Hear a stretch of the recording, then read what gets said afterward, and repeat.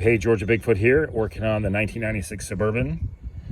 Got a problem with my heater hose T, Dorman part 800-422. The bad one's on the left, the good one's on the right. I do not know how old the left one is. I know it's a Dorman part, not a Delco part.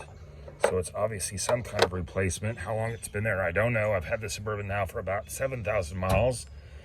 Been a great vehicle during those 7,000 miles, but during those whole 7,000 miles, this continues to have a small leak in this heater hose T.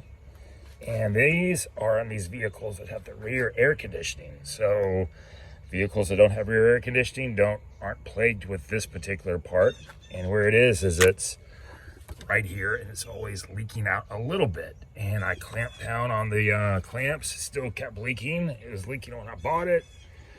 Kept leaking after the clamping. The reviews about these say things like, well, these parts will eventually disintegrate and then they'll leave you stranded on the freeway, for example. Well, this one hasn't been disintegrated, but you can tell it has been deformed. Was that deformed because of over clamping? Was that deformed because of heat? Why was it deformed? I don't know. But it is. It's deformed on this part and deformed on this top part.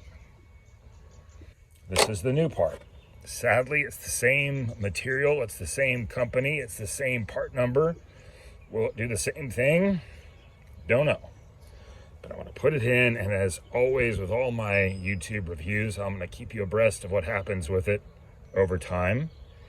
And hopefully this is what works. It was not too difficult to pull this off. And we'll just slide this back on and see where it happens, see where it goes.